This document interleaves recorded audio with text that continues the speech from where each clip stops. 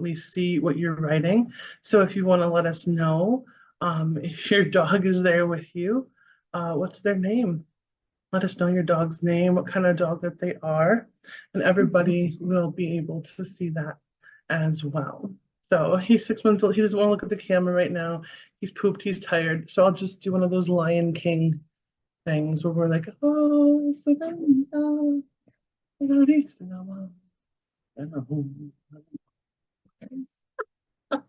yeah, it's just my little guy. So 6 months old, what I've really focused on a lot are these concepts, guys. I haven't done a lot of formal training with him.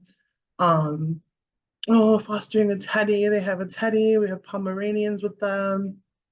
Pepper, 2 years old, mini Aussie Shepherd, Asher, Siberian Husky, Dahlia, Doodle, Molly and Dory, got Porties. Bella Mist is a 7-year-old English cream. Oh, I know her. Hi, Karen. Max is in the other room where the food is eaten. Okay, cool. Well, we can't see your faces, but we should get going with the presentation, don't you think? Everybody's waiting long enough. Yeah, let's just go. Let's do it. Let's dive in. Valuable information people gotta start absorbing, huh? That's the microphone, bud. Yeah, you hear that? Good boy. Good boy. So he's just like all cuddly right now. The girls were here because Riley had to come, like literally, you guys, my computer died right before this. Why are you so freaked out about that? What? It's just a computer. Okay. All right, Riley. It's not going to work. We're just going to have to go with it. If you guys want to see, if I want, I sometimes have to see in person. It's fine. All right, sharing the screen, getting down to the presentation. Okay, here we go. All right. So 2 steps to a better life with your dog. Some of you guys know, some of you don't. So allow me the chance to introduce myself. So my name is Crystal Close. I am a certified canine training and behavior specialist, owner head trainer here at the Academy. I'm an evaluator. I'm also an aggression specialist. So when I started out here, I started out going to school for professional dog training at Triple Crown Academy back in 2007. That academy is now known as Star Mark Academy. So after graduation there, I was asked to stay as an apprentice, and then I ended up writing. And it's kind of like we're on that time where distance education programs really started to pop up for all different kinds of industries. And so they wanted to be competitive. So they hired me to write a distance education program with them, along with the other instructors there, kind of bouncing off the drafts to them back and forth. And then I ended up being the distance ed instructor for professional dog trainers at that academy shortly after I had become a professional myself. So, but what happened there is I like working with people, and I found myself behind a desk all of the time. And I really wanted to get out there. I was young in my career. I wanted to work with people and their dogs. I missed the North. I was in Texas. So I came back up north here and I started to work for the canine coach over in the Twin Cities. And that's where I started to get really exposed to strong behavioral issues. And that's where I became an aggression specialist. I'm actually going to make sure I have the chat pulled up here on my side so I can see this. I am recording this, Melissa. I am. It will be available. Okay. So I then founded my own business in 2011, Crystal Clear Canine Training. After a while of doing that, I used to teach classes at Angels Pet World. I would go over the place. I would hold classes at the park. I would do private lessons in people's homes, all that kind of stuff. And I've had a board and train program since way back then where dogs live with me in my home as if they're one of our own. It grew and it grew and it grew and it grew. And then I opened up the academy in 2018. And that's where we really started to focus on less numbers and more quality. So what I mean by that is we took numbers down. Instead of having a building where we had a bunch of dogs in kennels living with us in the barn for board and train and in the house for board and train, I really started to take those numbers down. We started to incorporate technology, started to focus more on quality instead of quantity. So I opened up that downtown River Falls, Wisconsin. And then I currently am, still working here, but I also am a facilitation coach for other professionals, things I love to do. I'm a mom, I'm a wife, I love the banjo. I believe in energy work. I feel like we are far more connected than we even know, especially when it comes to dogs. Okay, enough about me. Let's get into it. So, go back. How about you guys? Huh? Here is our community, or some of you guys in the community. This is just from the past few months of social events. So from the fall and the winter here, some pictures from the social events that we host, pictures from graduations, when dogs complete their good dog program, their day camp, and all of that. Colleen is our master of client interactions, doing private lessons, all of that. Michael's here with the dogs in day camp. And I'm behind the scenes mostly running stuff. So here is our beautiful community of dogs and their owners. We believe in approaching things from a community perspective. So I know we're getting into 2 steps to a better life with your dog, but honestly, you've taken a big step just by being here tonight, because we're going to go through some really valuable information, and I'm really glad to have you here. So let's talk about first traditional obedience training. So training that you might be used to, you used to what I call the 5 commandments of sit, down, stay, heel, and come. Obedience training does have its place, but I find that it sells people short a lot. You use tricks primarily, you ask for something, the dog responds. If you start with too many commands and responses too young in life, the dog becomes over dependent on looking to you for solutions, looking to you for cues, become obsessed with treats. If you don't have the treats, then they don't want to listen. All of this stuff can happen, right? So let me know if you have any questions as we go along. I got it going. Oh, there it is. Okay, I see the chat box now. Sorry. All right. The cue and response, traditional obedience training. I would much rather prefer a dog learn how to make better decisions. Now, it has its place, definitely. Like, these things can help control in certain situations, asking for a sit, asking for a down, asking for a stay. Those things can give a solution to control the situation that you're in, but it doesn't make a dog think about their environment. It doesn't make a dog think about their reactions and their responses. So there's a big difference between a dog who is well trained and a dog that is well mannered. Ideally, we want to have both. So what I'm going to suggest that you do as you start this new step in your journey of training with your dog is I want you to throw obedience training out the window in regards to priorities right now. Let's go deeper. Okay, we need to go deeper. So there's a communication gap between dogs and us. We communicate primarily through a bunch of words. So we're obsessed with those cues. We're obsessed with asking for sit, sit, sit, down, down, down. If we're not understood, we repeat ourselves. We get louder, okay? And honestly, the best way is to do the opposite of that. Get quieter. Use your body language more. Dogs, the cool thing is that we have tones in common. High tones are happy. Distance decreasing behavior, it means that they want you to come over if they're whiny and they're all, and then low tones of rumbling or growling convey that they want space. And it's the same thing with us. We're happy, we're like, yay, happy. We're low, whatever. So we can use those tones. Let's use that to our advantage. So to bridge that communication gap, it's actually our mission statement here is to clear up the lines of communication between dogs and their owners so the two can bring out the best in each other. So when it comes to how we're going to work on space control, energy level control, there's going to be a heavy element of body language at play. Now, we also love to teach our people how to read body language better. So that's a huge part of it.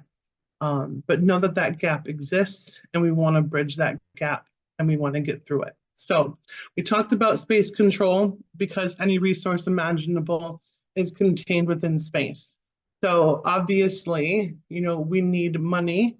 Money is a resource to get us things that other resources, so we can have a dog, so we can feed a dog, so we can house a dog and feed ourselves and house ourselves, right? Dogs look at the world as resources as well, food and biological resources. But I find there's also a very big social element to dogs. So resources, yeah, we need to have them. So if you're controlling the space, you're controlling the resources within that space. We'll go into that more in depth. You are a resource for your dog, and I want you to know that. Obviously, you're very important to them, but dogs feel the most safe and the most comfortable within the space of those that they trust. So access to you, being in your bubble, having you in their space with you, it becomes very, very important for them. And for a lot of dogs, when they can't have access to you, they have a very hard time coping. A lot of the behavioral things that we work with, a lot of the things that we do, we find that we actually have a lot of what we would call socially based resource guarding. We also tend to have almost a codependency with our dogs. I mean, for real, they are a emotional blanket for us sometimes. And like when we were going through COVID, especially, right? You saw it, everybody was getting dogs because they were home and they wanted that, we're so connected, okay? And we're a resource to them.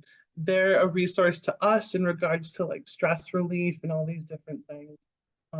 But socially significant people is really something you want to think about. So we talked about space control and how any resource imaginable is contained within space. Well, you also have your own bubble. So basically, we can develop an unhealthy relationship when dogs have free access to all of these resources, free access to you, free access to the space that you share. Socially significant areas are places that you spend a lot of time together. So when we're talking about ways that you can start to get in a better direction with your dog, you want to start assessing these things. So being on the couch with your dog, a lot of trainers will tell you, don't do it, don't do it. We like to do it a little differently. We like to give the dogs the benefit of the doubt and say that as long as we can control it, as long as it's our idea and we've invited them, so we do an invitation only. So we have to have the communication going here. If dogs can just come and go as they want to in your space, on the couch, on the bed, in the house, outside, inside, all of these different things, you're not controlling access to the communal space that you share. And the dog then has a free-for-all, basically. And they're not used to having such abundance, quite honestly. They're used to working for things a little bit more on an instinctual level. So it can breed an imbalance in the dog's brain for sure. They can become obsessed. They can become resource guarders, right? It just kind of throws them all out of whack. So if we have those things going already, then, doing these things, space control, energy level control, it's going to help the dog get better, basically. Now, some dogs have a very big history of having their freedom, being allowed to do whatever it is that they want to do within the space. So when you start to incorporate the things we talk about, you might have some kickback, something we call the good, the bad, the ugly. We start to structure things. The dog responds in good ways, bad ways, and ugly ways. We need to know what those things are to customize our approach on to the next step. But be aware of socially significant areas. okay? Because if you don't control access, the dog will start to get real sneaky. They'll really start to like get in there and really, you know, take over the space. And if a dog has free access to space, they oftentimes will think they own that space. Technically, you pay the bills, they share the space with you. It's important to get that straight. So we did not get dogs to tell them to go away, okay? I understand that very much. We want them in our space.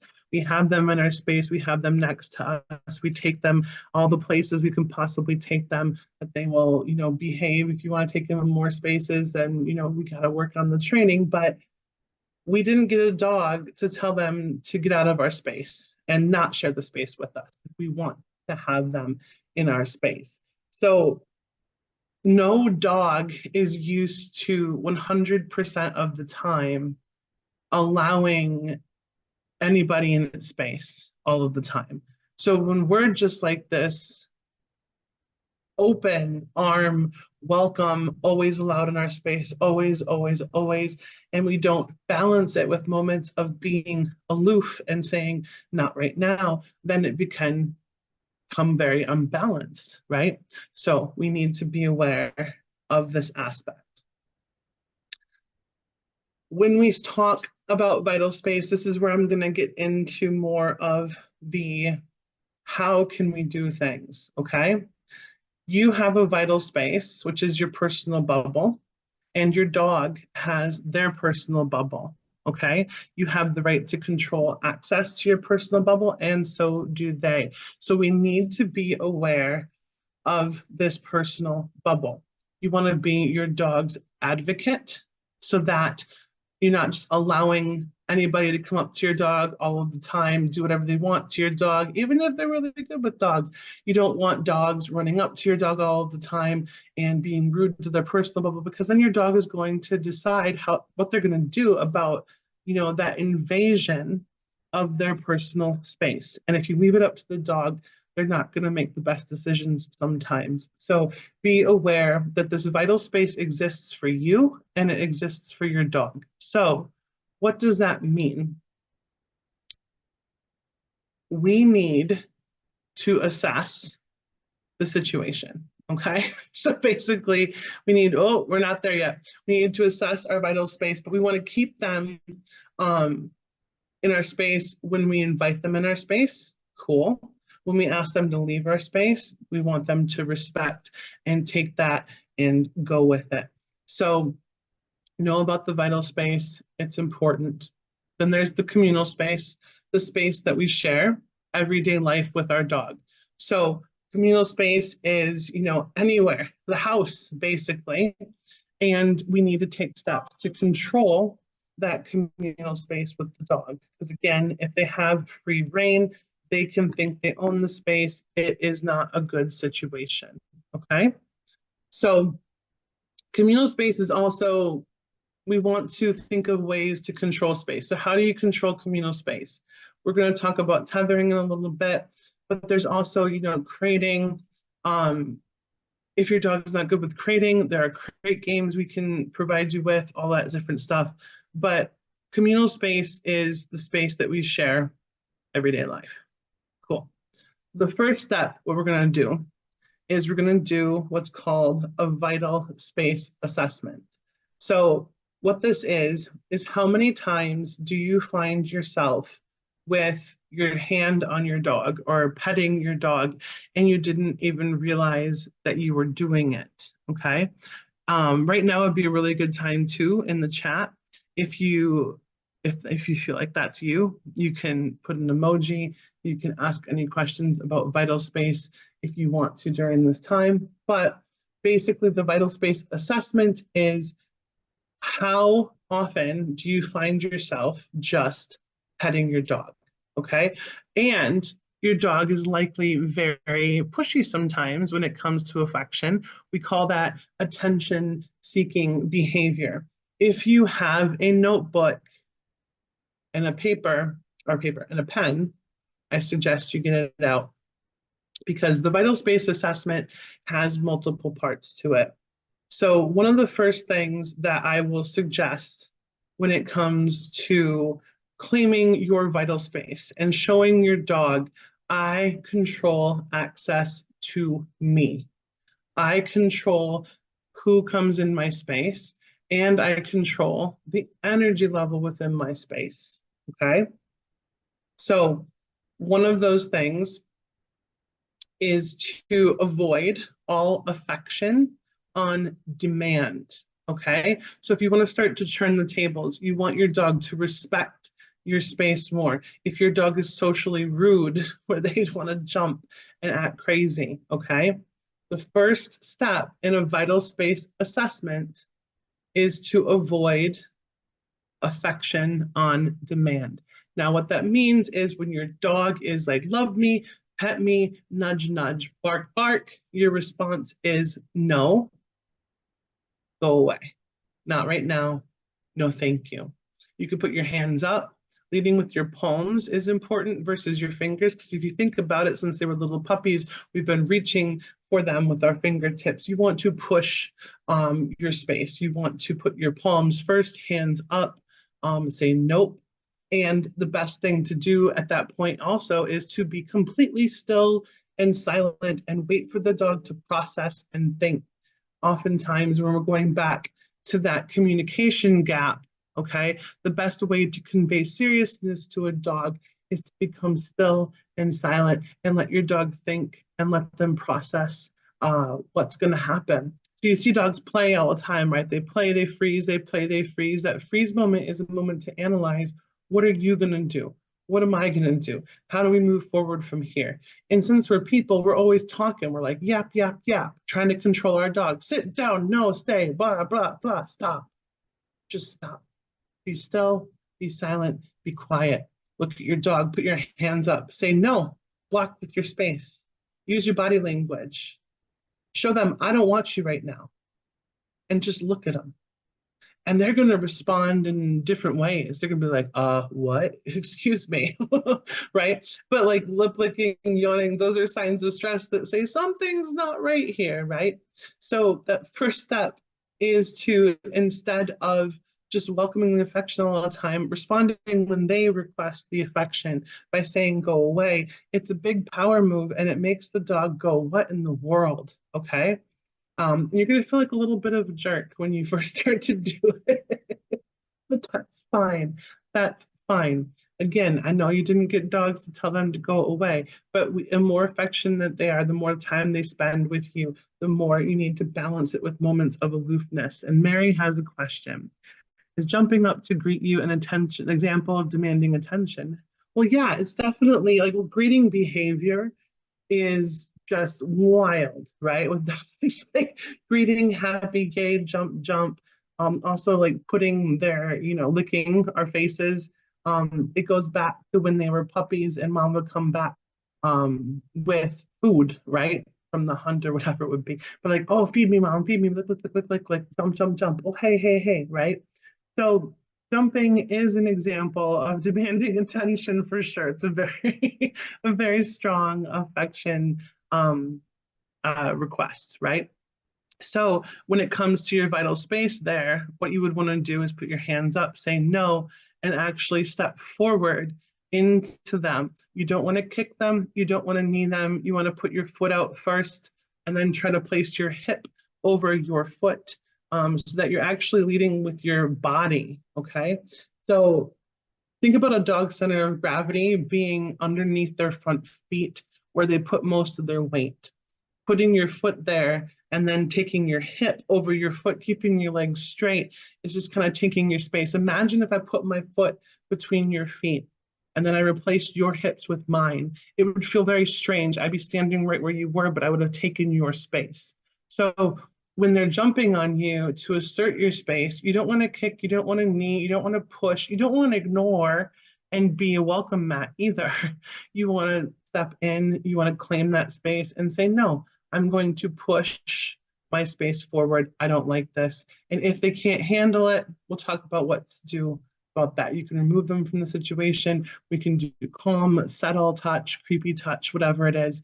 Those are more demonstrative things. But yes, vital space, big way that dogs violate that is jumping all over them. So in the assessment, you can take that into consideration too. How pushy is my dog in my space? If I say no and block my body and step in, how does my dog respond? That is a part of the vital space assessment. If I show this boundary, if I show I don't want the dog in my space, how do they respond? Some dogs are very socially responsive and they'll back off and they'll relax rather quickly. Some dogs are very incessant and very pushy and they won't. That's when you're going to need customized feedback. Those of you who are in the group in our private client group already Academy members, you know where to go with that. Post your videos, post your questions. You guys get support at any time and we can tweak and guide you as you're going through this assessment. But yeah, we need to do that. We need to assess how rude is my dog in my space, and we need to claim that space. Okay, so avoiding all affection on demand. When I say that, people kind of clench up a little bit too because they're like, I don't want to give my dog less affection. It's okay. It's okay. It's not giving less affection. It's making it all your idea. You get it, guys? Okay. It's not about denying your dog completely. It is about making it your idea on your terms. So, invitation only during this vital space assessment is how you're going to give affection. So, you're going to show them, come here. Love, love, love, pet, pet, pet. Aren't you so good boy? Oh, good girl, right? And then you're going to shut yourself off and say, nope, and you're going to become cold, put your hands up, step in, claim that space, right? Still silent. Don't tell them to sit. Don't tell them off. Don't tell them back. Don't tell them what to do, guys, all of the time. Be still, be silent, wait, let them process, let them think. It's honestly like if I was helping one of my daughters with math and they were doing math and I was helping them, God forbid, that's Riley's job. Riley's the numbers guy. I'm the spelling lady, okay? So anyway, if I was just sitting there with Maddie, my daughter, she's 8, let's say, and she's going through math, I'm like, the answer is 63. And I just gave her the answers and just told her the answers. It doesn't help her problem solve. It doesn't help her think through it. So instead, we want to present them with your behavior is inappropriate. I'm going to become still and silent and wait for you to adjust. Let them think, let them process. It can feel like waiting for paint to dry sometimes because they're just sitting there staring at you like, I don't know what the hell to do. And then they relax, you can relax. You start to mirror them, right? So you give pressure, they relax, you would relax in return. If you give pressure, they give pressure. We want to be careful not to fight too much. But alas, our vital space assessment, number 1. So some of you might want to reach out after this for a consult with me. I'm going to have consultations available after this week here. It would be great to know how the vital space assessment went because then it gives us a really good game plan. We do a vital space assessment with some people who start in our Jumpstart programs as a part of it because it's getting started at saying, okay, if you deny access to you, how does your dog respond? If you deny access to ABC, how does your dog respond? It lets us know what our next steps are. It's very important. Be aware of your vital space. That is the number 1 way to start space control, okay? Now, the other way that we start to incorporate space control is tethering. If your dog is allowed to have complete and total freedom in the house, you are going to have a harder time convincing them what to do in that space. Because if they have complete and total control over where they get to go and when they go there, then why do they need your approval to do what they want to do or not do or whatever, right? It kind of makes you not very authoritative in the space. So we want to start to control the space. So getting a leash on your dog is important. Now, if you don't want to have a clunky leash on your dog like you see here and get stuck on everything, you can do a drag line as they walk around, fine. But we're not talking about that. I'm talking about something you can start now, which would be tethering. So you're going to take and you're going to find an area in your home that is like in the living room, let's say, basically a spot, or if you have an open concept, you can see it from the kitchen, you can see it from the living room, you can see it from an easy spot, kind of their spot. You guys have a lot of the academy members that we have on board here already have something like that, their place. Place is an elevated bed where the dog is taught to stay there until they're freed. Tethering is a part of place exercise training. It's the first step in communal space control. Tethering introduces that control of access to the communal space. It is very hard on some dogs emotionally when they're used to having free access to the space and you take and they're used to just thinking and moving, not even like processing, just very impulsive. They think they act, they think they act, they think they act. Someone's here, blah, run to the door, blah, blah, blah. And then you take them and you tether them and you attach them to the wall. Let's say, like you can take, put an eye hook in a stud. You can take a very heavy couch, put it on the handle. You're going to attach them to the wall, basically, or to something that's very heavy. Please don't attach your dog to something they can drag across the room. But ideally having it so that your dog is on the wall, why that is because you only have 180 degrees of exposure when they're up against the wall like this, okay? So 180 degrees is a lot less overwhelming than tying them to like a coffee table, right? If they were a small dog, and then having 360 degrees of exposure. Any tethering is good than no tethering though, but I'm being picky here. 180 degrees is the best. So up against the wall, they're tied there. You want your tether to be about 4 to 6 feet long. If you have a chewer, you could use wire coated, like a plastic coated, whatever it is, wire. What is it called? Riley knows what it's called. A wire leash, basically. Plastic coated wire, something like that. Or you can use a metal chain if your dog's a big time chewer, because obviously the dogs figure out pretty fast, I'm attached to the wall. I don't like being attached to the wall. I want to be free. I'm going to chew myself free. So if we have that, you're gonna need a chew-proof tether. You can figure it out. If you can't, ask us questions. We can help. Conditions them to relax in the space that you share. It actually starts a process that we would call passive conditioned relaxation cycles. So if you got your pen and your paper again, let's write that down. Conditioned relaxation cycles. So what that is the dog learns to relax instead of feed into every little thing that is happening in the space. So they're attached to the wall. They can't run up to the kid that just ran into the room, right? So they are going to be annoyed. They're going to bark. They're going to whine. They're going to pace. They're going to pant. Some dogs get so affected that they start shaking. There's literally a chemical war at play in your dog's mind because they are wanting to move and they are not allowed to move. And so there's all kinds of chemicals that get released. So they're not allowed to move, and they're like, it's a mind versus body thing, right? So eventually what happens is they relax, okay? Eventually they have to relax, okay?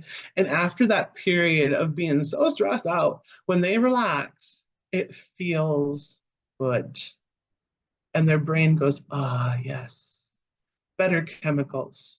And the brain starts seeking those chemicals instead. And you literally start to condition your dog to relax instead of getting excited. So we call them cycles because they're going to go through those cycles. They're going to relax, and then they're going to get back up again. They're going to relax, they're going to get back up again. And the speed at which they do their first cycle tells us a lot on how they're going to cope. So basically, if you want more in-depth guidance, if that's what we do in our jumpstart sessions, I will always start with a tether in my jumpstart sessions because I want to see how your dog processes how they think. Some dogs only lay down once during the whole hour, and it takes a long time sometimes, okay? Because if your dog's allowed complete and total freedom, they're going to have a hard time doing this, but it's so necessary. It shouldn't cause your dog a ton of stress to be attached to the wall and not allowed to move how they want. That should be an, okay, I'm going to hang out here and wait for the next time. Okay, I'm going to be over here, guys. That's a healthy dog, not, oh my God, I can't handle this. Oh! And like it goes back with the control of the access to you. If they're always in your space and they're always in your welcomed into your space, and all of a sudden they can't be in that space, they use your space to cope a lot of the times. Again, a dog is the most comfortable in the space of those they trust, right? If they can't have access to your personal bubble to cope, and that's the only way they're used to coping, it is so important and beneficial for them to learn how to cope on their own, how to soothe themselves. And tethering is opening up that world to them.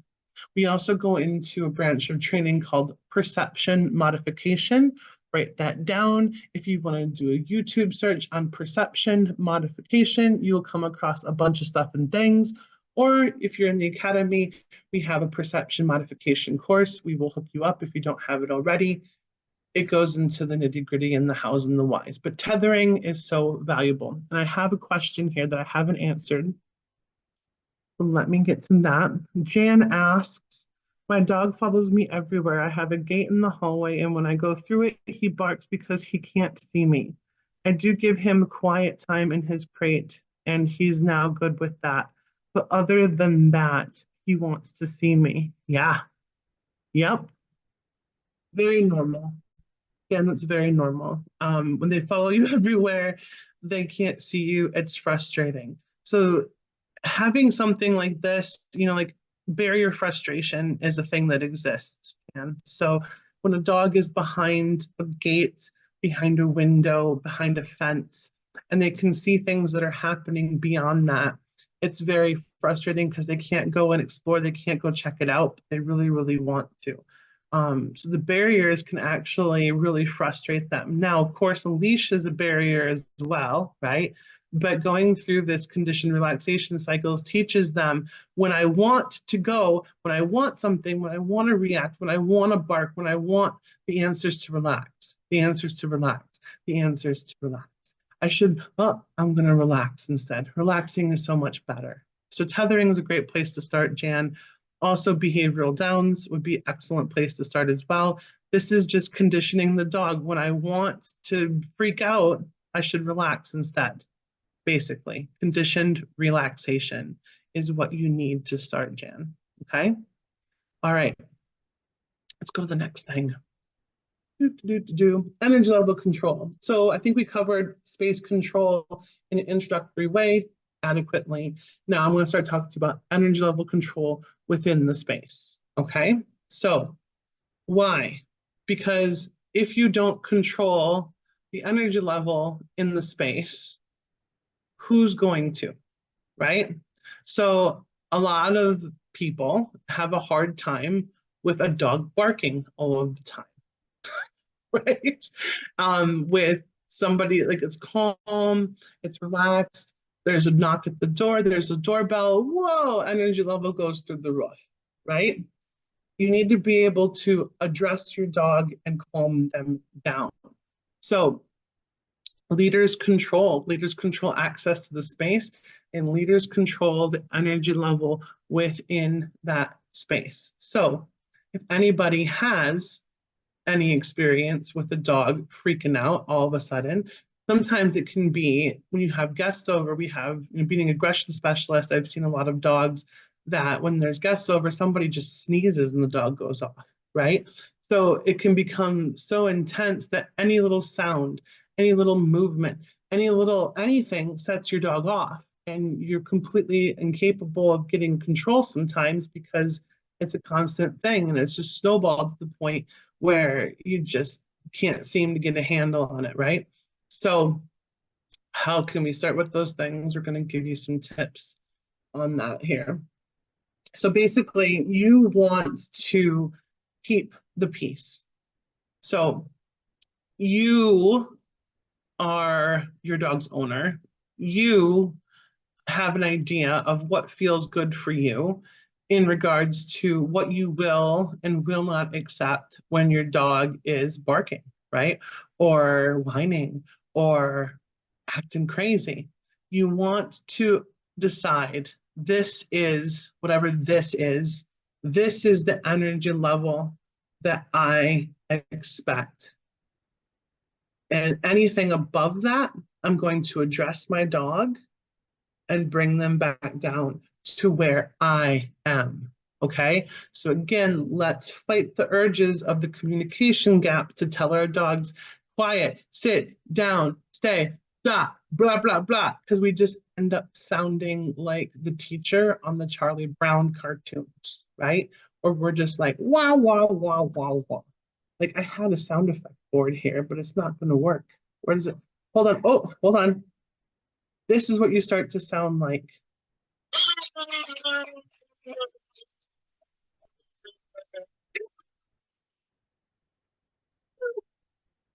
The sound effect. That's my first sound effect, right? So like if they're going la la la and you're going la la la, nothing is gonna happen. Okay. Like it's just this is gonna nothing's gonna change rather. Okay.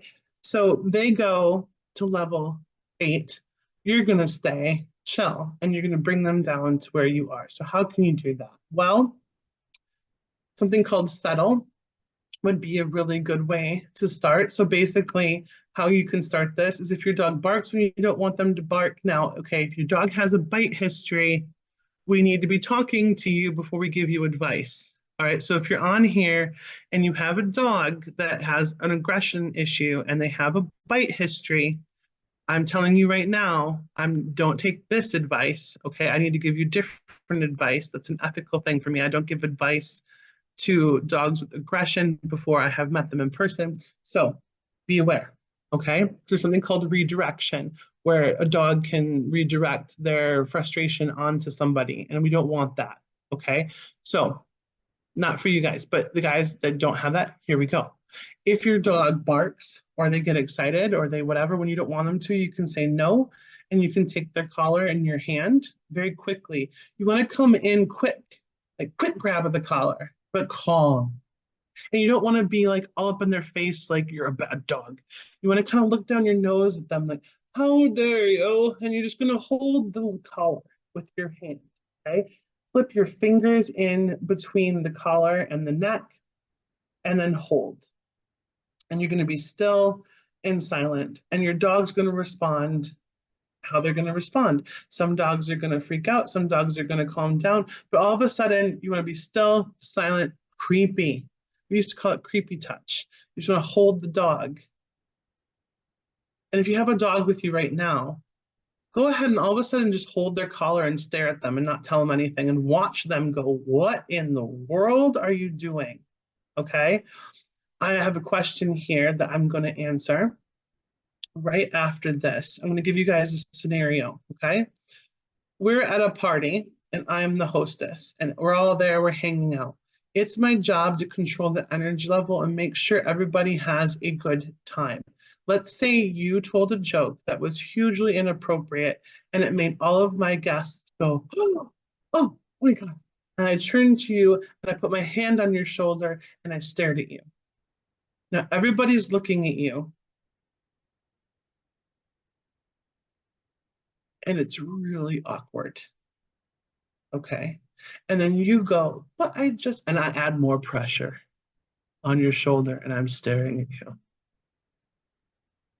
Ugh, gross, right? You're just like, oh, let go of me, icky, gross. Okay. So, ugh. Now, let's say you're quiet, you're calm. I slowly release the pressure off your shoulder. I slowly bring my hand away and I go, okay, everybody, let's continue. Okay.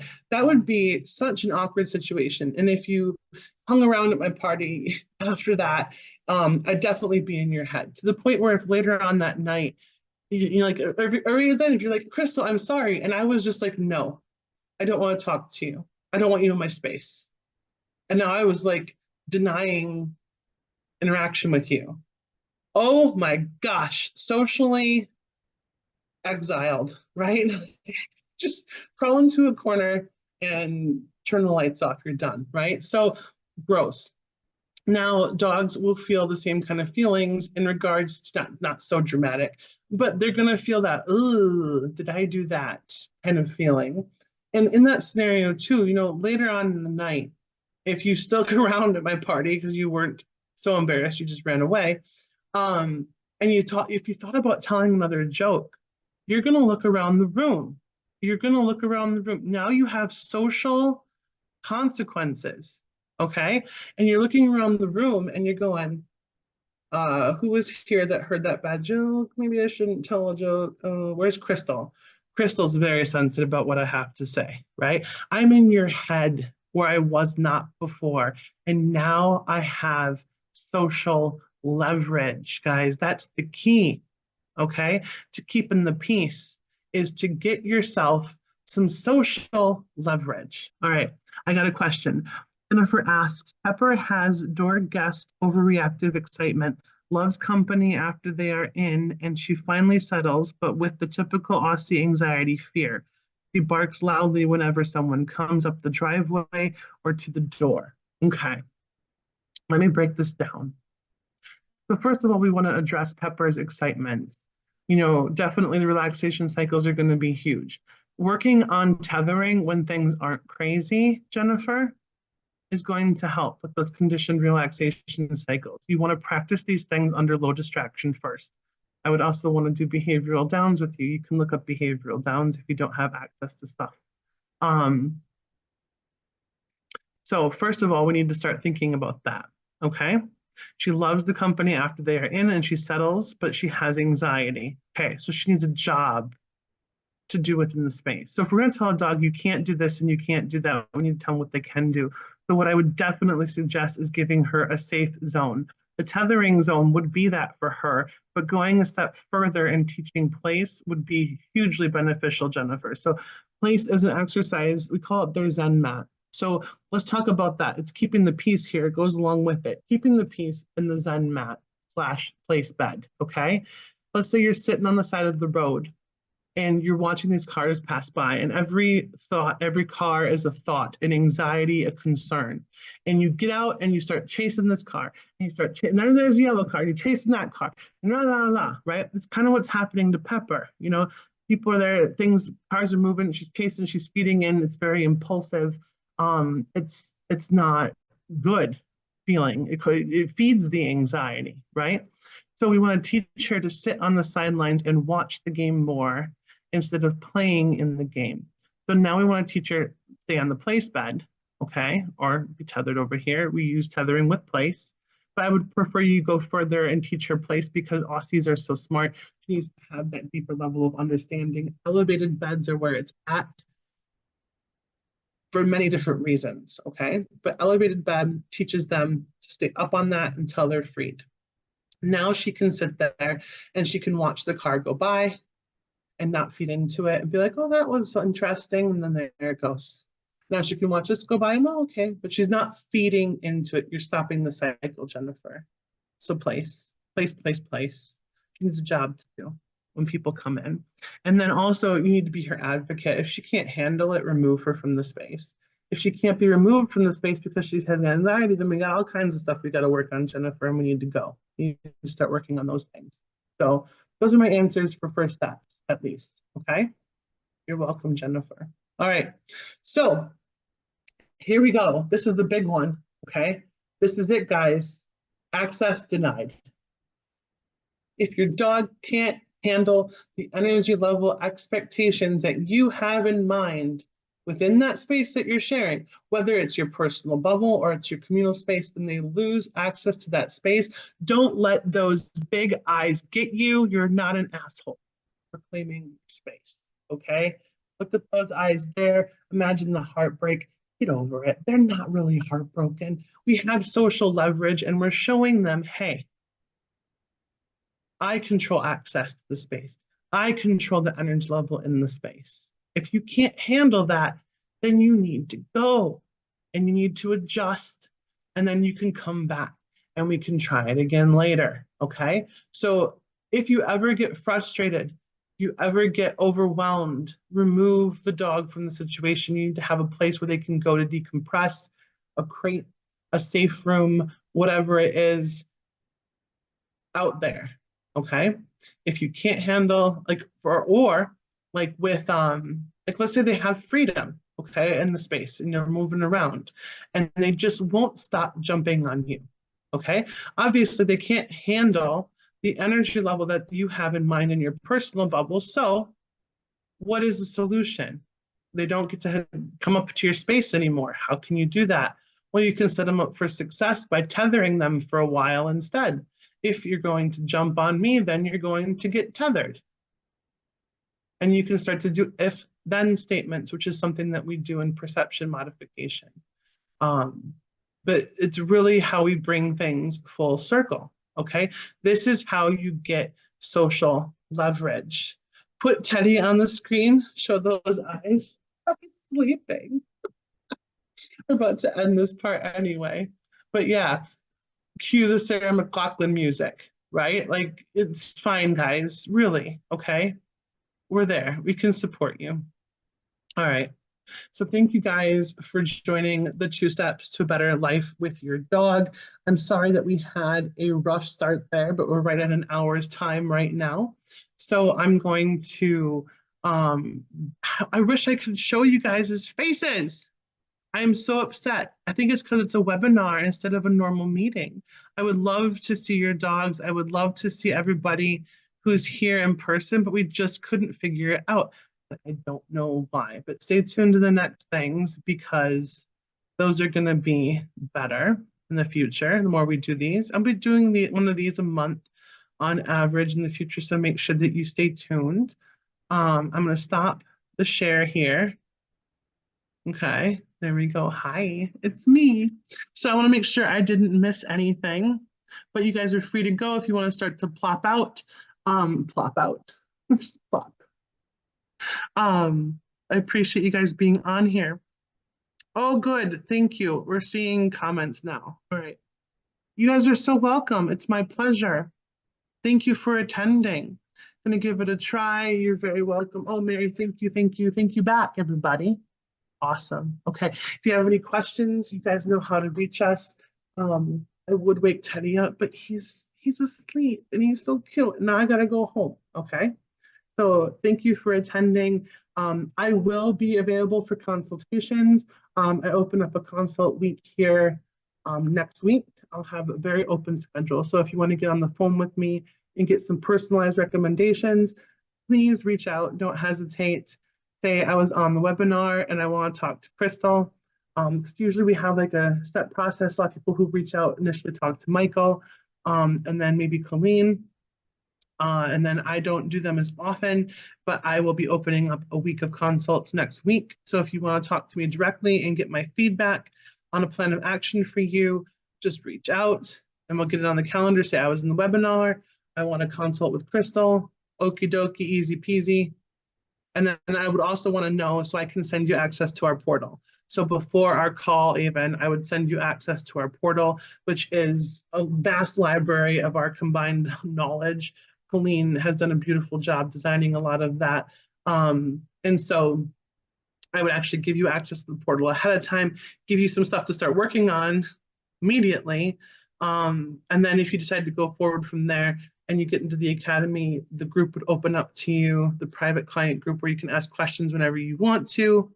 A whole new world opens up and it can be a little overwhelming, but know that you can only take one step at a time. Okay, guys, that's all you can do. And all you can do is take it one step at a time. I get a question a lot, like, do you think my dog's gonna be successful? Who the hell knows? You know, it depends on what I do, what you do, what they do, and how we deal with it all. And the only way we're gonna know is if you're supported and you have access to the information to be successful and you're motivated and committed. How could it go wrong, right? Take care, guys. Don't be shy. See you again soon.